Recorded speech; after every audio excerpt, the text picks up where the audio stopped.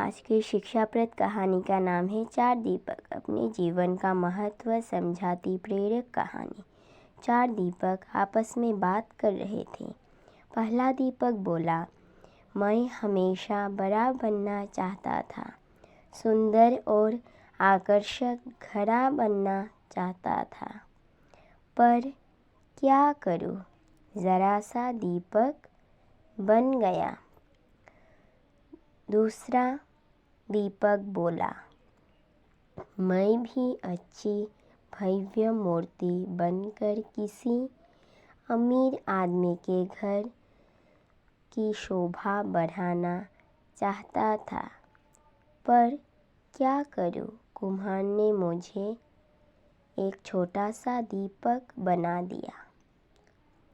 तीसरा दीपक बोला, मुझे बचपन से ही पैसों से प्यार है, काश मैं गुल्लक बनता तो हमेशा पैसों से भरा रहता, पर मेरी किस्मत में ही दीपक बनना लिखा होगा। चौथा दीपक खामोश रहकर उनकी बातें सुन रहा था। अपनी अपनी प्रतिक्रिया देने के बाद तीनों दीपों ने चौथे दीपक से भी अपनी ज़िंदगी के बारे में कुछ कहने को कहा।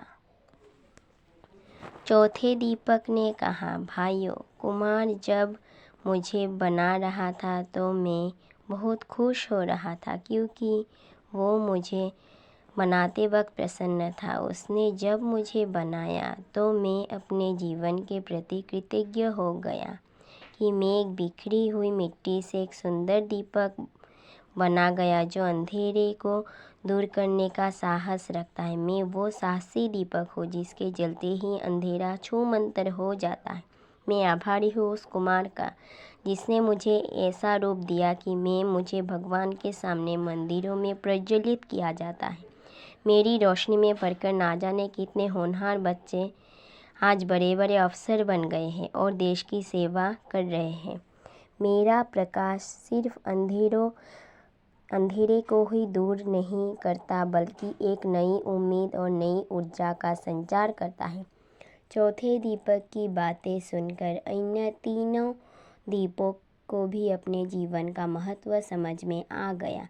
दोस्तों, अक्सर हम इंसान जो मिलता है या जो हम हैं उससे संतुष्ट नहीं होते और उन तीन दीपकों की तरह अपने कुमार यानी ईश्वर से शिकायत करते रहते हैं।